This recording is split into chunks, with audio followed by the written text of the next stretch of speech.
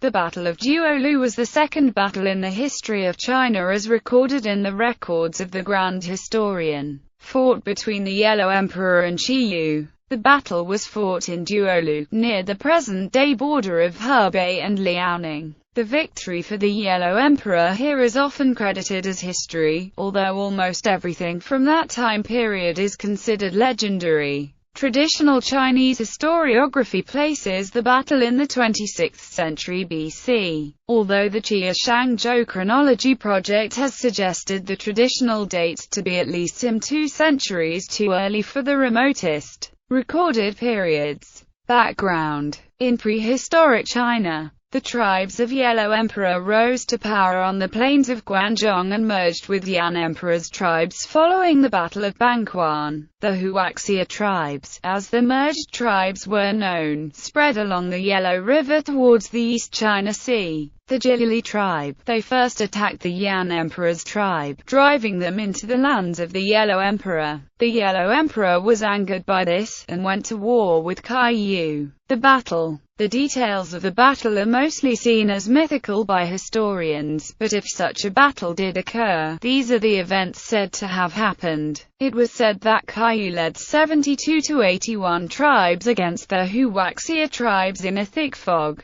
The Huaxia sent tribes under the totems of the bear, pai, wolf, leopard, and others in retaliation, but due to the fog, they initially suffered several defeats. To counter the fog, the Yellow Emperor brought forth the south-pointing chariot, a geared mechanism able to point in one constant direction designed by himself and built for him by the craftsman Fang Bo. In addition, the Shenu tribe helped the Huaxia forces by blowing horns and hitting drums, thus scaring the enemy. The Huaxia forces were ultimately victorious, killing Qiyu in Hebei. Mythology. According to the Chinese mythological account Classic of Mountains and Seas, Qiyu, with the giants, Zhuolu tribes and evil spirits, rebelled against the Yellow Emperor at Zhuolu Plains. Both sides used magical powers, but Qiyu had the advantage of forged swords and halberds. Using his powers, Qiyu covered the battlefield in thick fog.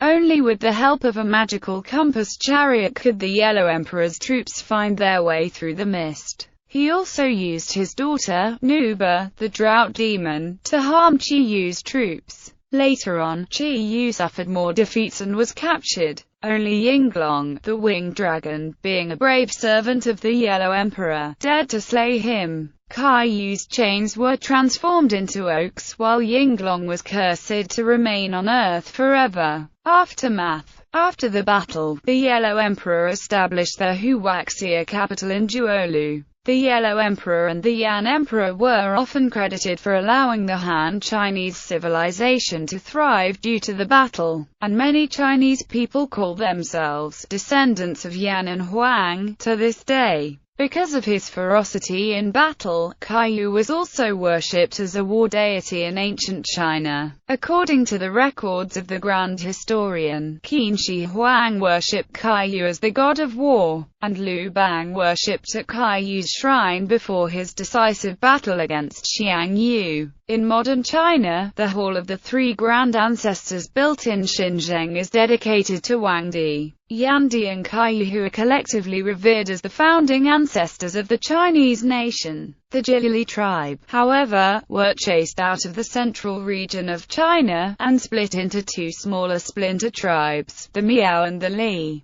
The Miao moved southwest and the Li moved southeast, as the Huaxia race expanded southwards. During the course of Chinese history, the Miao and the Li were regarded as barbarians by the increasingly technologically and culturally advanced Han Chinese. Some fragments of these groups were assimilated into the Chinese during the Zhou dynasty. Yet, in other versions of the post-Zhuolu migration, the people of Zhuolu fragmented in 3 different directions. It is said Qiyu had 3 sons, and after the fall of Zhuolu, his eldest son led some people south, his middle son led some people north, and his youngest son remained in Zhuolu and was assimilated into the Huaxia culture. Those who were led to the south established the San Miao nation. Perhaps on account of this splitting into multiple groups, many Far Eastern peoples regard Kayuu as their ancestor, and by the same token, many question the ethnicity of Kayuu as exclusively Hmong or otherwise. The Koreans also acknowledge Kayuu as an ethnic ancestor.